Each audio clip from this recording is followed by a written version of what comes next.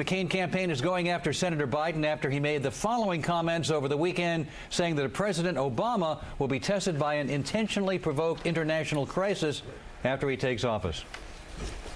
My words. It will not be 6 months before the world tests Barack Obama like they did John Kennedy. The world is looking. We're about to elect a brilliant 47-year-old president of the United States of America. Remember I said standing here, you don't remember anything else I said. Watch, we're going to have an international crisis, a generated crisis, to test the mettle of this guy.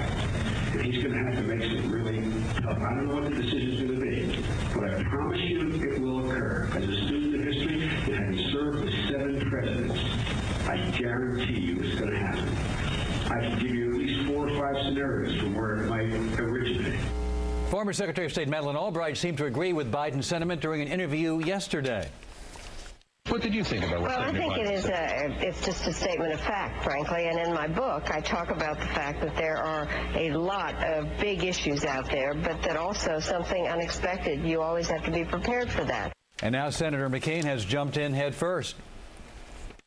America will not have a president who needs to be tested. I've been tested, my friends, and Senator Obama hasn't. What is even more troubling, or as troubling, is that Senator Biden told their campaign donors that when that crisis hits, they would have to stand with them because it wouldn't be apparent that Senator Obama would have the right response.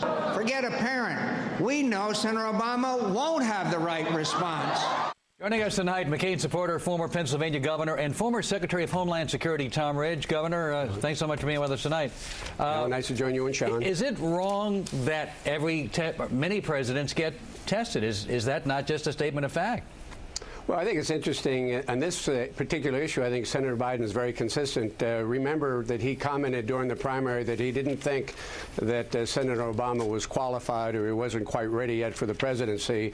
And frankly, I don't think the rest of the world would test a president that they saw as strong and potentially responding in a way that they wouldn't care for. So I think his observation that we would be tested is consistent with his earlier observation that Senator Obama is not quite ready yet to be president. Well, Governor, let me show you what Joe Lieberman said on Face the Nation, a very similar comment. Let's take a look.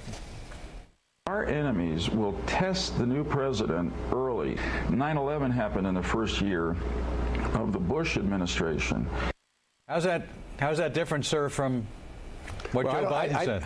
Well, I think the 9/11 was obviously in the works for years and years. The notion that you have a vice presidential candidate running around talking about his running mate, who he had earlier said was not really ready to become president, will be tested as almost a forewarning and a foreshadowing of a certain weakness that I think is probably perceived by a lot of people around the world. Look, this is a presidential candidate who refuses to admit that the surge worked in Iraq, who basically cautioned the small country of Georgia to show restraint after they were invaded by Russia. I mean, his foreign policy gaffes have been enormous, and we should not be surprised that if he's perceived as weak, he will be tested. He actually said both sides should show restraint, and he told Bill O'Reilly that the surge has worked, but that because political reconciliation hadn't worked. And didn't Joe Lieberman say the same thing, that the new president will be tested?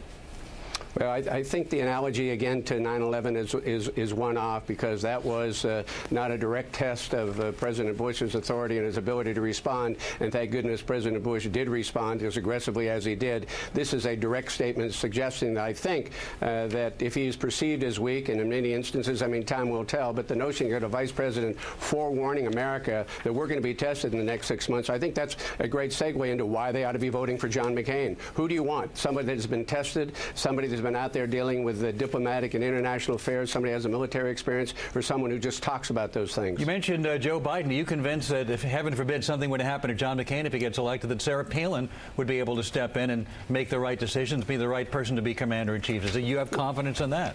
I have confidence in that, but it's a very interesting segue. We're talking about who's going to be the president of the United States on January 20th, and obviously if people are looking at credentials to be the commander-in-chief, there's clearly really no comparison. Clearly John McCain has the support. Frankly, if you ask probably the troops in the field who they want to have as their commander-in-chief, it may not be unanimous, but I bet the vast majority of people would prefer to have someone that's already been tested in combat. Governor, it was Joe Biden, who said the presidency doesn't lend itself to on-the-job training, talking about Obama. Bingo. Talking points on foreign policy doesn't get you there. But I want to go over these words because this is chilling. What he said here. And he said, mark my words. He said it will not be 6 months before the world tests Barack Obama. And then he said, look, I want you to remember one thing. If you don't remember one other thing I said, watch, we're going to have an international crisis, a generated crisis to test the mettle of this guy. And then he goes and he says, we're going to need your help because it's not going to be apparent initially, apparent that we're right. Now, I'm only thinking, the only reason we wouldn't think you're right, is he telegraphing he's going to wave the white flag of surrender like Obama did or had he had his way in Iraq? It's amazing to me that someone who had previously said that his running mate wasn't prepared, wasn't quite ready yet to be president, maybe even said he's not qualified, would then be almost as a precursor like, geez, something might happen and you better stick with this. We're not quite sure whether or not we'll be able to respond in an effective, aggressive way. But regardless of what happens, you got to stick with us. A rather interesting approach toward trying to elect a president of the United States. America wants somebody that has been tested, who is respected by not only friends but by foe alike, and a president whom the rest of the world will look at and not doubt his ability to respond in an effective and aggressive way. If they doubt your ability, they'll test you, and I suspect they would doubt Senator Obama's ability to respond in an aggressive way. You know, I got to be honest, you know, even Joe Biden, when, for example, when Barack Obama voted to cut off funding for our troops that were fighting a war, you know, he even said, if you do this, it's political, you're playing a game of chicken, and thousands of troops' lives can be lost here. This is the same Obama that said we're air raiding villages and killing civilians, the same Obama that would meet with rogue dictators without preconditions, the same Obama that said Iran's a tiny country and not a serious threat. Why isn't the country, according to the polls, paying more attention to these, frankly, naive, reckless, dangerous, and irresponsible positions of a guy that has literally no experience?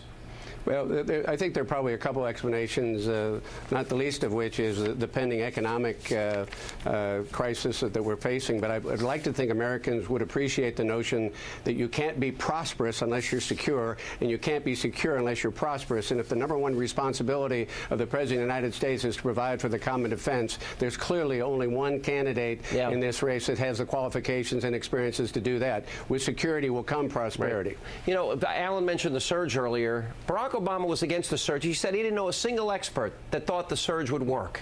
You know, had he had his way, you tell me if I'm characterizing this wrong, would we have lost in Iraq? Would we have basically waved the white flag of surrender? Well, if we would have had his way, he would not have had an audience and a sit-down with al-Maliki during his Baghdad tour. If we had his way, he might have seen Maliki somewhere in another part of Europe, but he certainly would have felt as comfortable walking in and having that conversation in Baghdad. If we'd have had his way, that photo op wouldn't have occurred.